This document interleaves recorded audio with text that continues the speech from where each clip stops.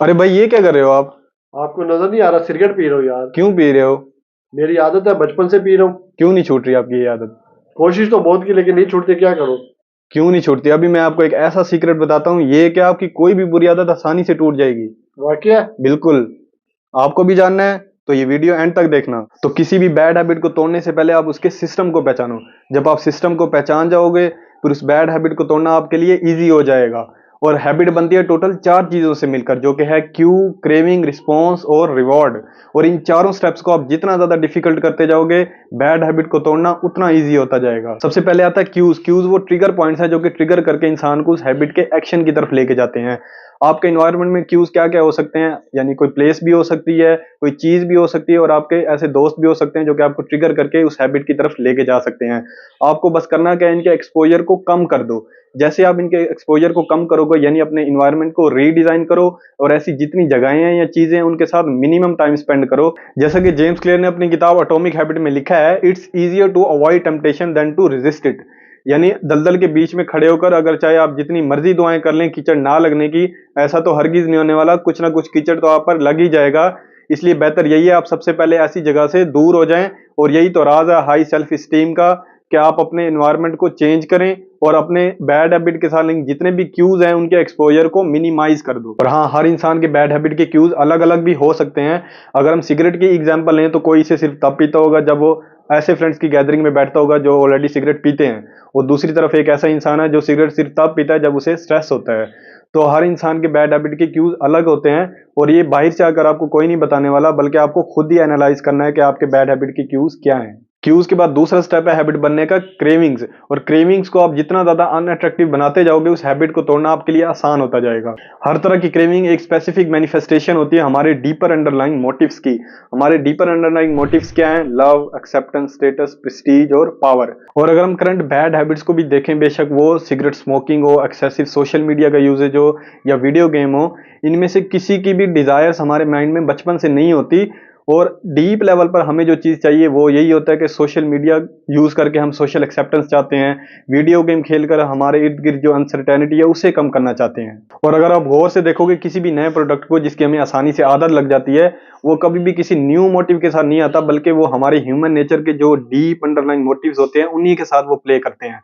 अगर आपको यकीन नहीं आता तो देख लो, जिस इंसान को चाहिए प्यार वो टिंडर इस्तेमाल कर रहा है, जिस इंसान को चाहिए बॉन्डिंग दूसरों के साथ वो फेसबुक को ब्राउज कर रहा है, और जिस इंसान को चाहिए सोशल एक्सेप्टेंस और अप्रूवल वो इंस्टाग्राम इस्तेमाल करता है।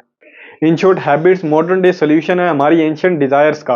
अब क्रेविंग्स को अनअट्रैक्टिव बनाना कैसे, इसके लिए आपको सिंपली अपने माइंड को थोड़ा सा रीफ्रेम करना पड़ेगा। यानी अगर जो भी आप बैड हैबिट परफॉर्म कर रहे हो उसके जितने भी नेगेटिव पॉइंट्स हैं वो एक पेपर पर लिखो, और उसके छोड़ने से जो भी पॉजिटिव पॉइंट आपको मिलते हैं वो भी एक पेपर पर लिख लो। अब जब डेली बेसिस पर आप ये देखोगे तो आपको माइंड के अंदर ये मैसेज जाएगा कि ये हैबिट परफॉर्म करना कितना ज्यादा अनअट्रैक्टिव है आपके लिए। और दूसरा, जब आप अपने बैड हैबिट के साथ लिंक क्रेविंग्स के डीपर मोटिव्स को पहचान लोगे, उसे हेल्दी वेज में पूरा करने की कोशिश करो। इसके बाद क्रेविंग्स हमें लेके जाती हैं रिस्पॉन्स की तरफ, जो कि वो एक्चुअल एक्शन है जो हम परफॉर्म करते हैं। अब किसी भी बैड हैबिट के साथ लिंक जो रिस्पॉन्स है उसे आप जितना डिफिकल्ट करते जाओगे, उस हैबिट के होने के चांसेस भी ज्यादा डिफिकल्ट होते जाएंगे। यानी उस पहला स्टेप ये है कि आप उसके फ्रिक्शन को इंक्रीज कर दो, यानी नंबर ऑफ स्टेप्स बढ़ा दो उस काम को करने के।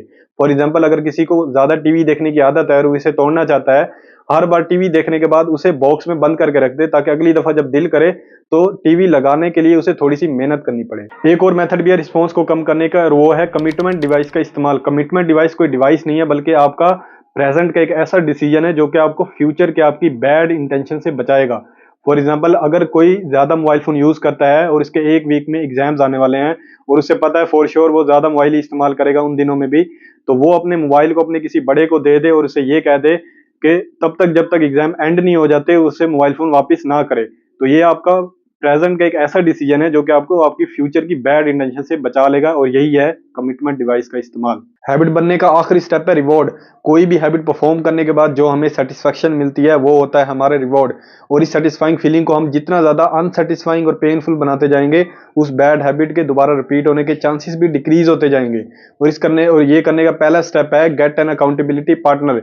यानी एक ऐसे बंदे को अपना अकाउंटेबल बना लें, पार्टनर बना लें, जो कि आपके बैड बिहेवियर पर नजर रखे और हमेशा उसे ऑब्जर्व करें, क्योंकि हम इंसानों में हमेशा ये चुल होती है, हम हमेशा दूसरों को अपनी बेस्ट साइड ही दिखाना चाहते हैं। और बेशक हम इस चीज को माने या ना माने, लेकिन हमें परवाह होती है दूसरे हमारे बारे में क्या ओपिनियन रखते हैं। इसलिए अगर कोई आपको मुसलसल देख रहा होगा, ये पावरफुल मोटिवेशन की तरह काम आएगी और आपके बैड हैबिट के होने के चांसेस को डिक्रीज कर देगी। रिवार्ड को अनसेटिस्फाइंग बनाने का एक और इंटरेस्टिंग मेथड भी है, और वो है हैबिट कॉन्ट्रैक्ट का इस्तेमाल। एक हैबिट कॉन्ट्रैक्ट बनाए लाइक बिजनेस कॉन्ट्रैक्ट की तरह, और जब भी आपने अपनी बैड हैबिट परफॉर्म करनी है उस पर एक कॉस्ट रखें। हाँ, लेकिन वो आपके लिए कॉस्ट बहुत ज्यादा पेनफुल भी हो और पब्लिक भी हो। यानी जब भी जितनी ज्यादा वो पेनफुल होगी, उतने ज्यादा बैड हैबिट के रिपीट होने के चांसेस भी डिक्रीज होते जाएंगे। अगर मैं इस चीज की आपको एग्जांपल दूं, तो आप जब भी बैड हैबिट परफॉर्म करें तो एक स्पेसिफिक अमाउंट रख दें कि वो आप किसी को डोनेट करेंगे। हाँ, लेकिन वो अमाउंट इतनी होनी चाहिए कि आपकी जेब से जाते हुए आपको हर्ट जरूर हो। और दूसरा ये है कि आप कुछ अतरंगी पहनो जिससे आपको एम्बेरसमेंट आए। वसीम भाई, नंबर 1 की यूनिफॉर्म कैसी रहेगी? चुप कर बंटी, क्यों चैनल बंद करवाना चाहता है?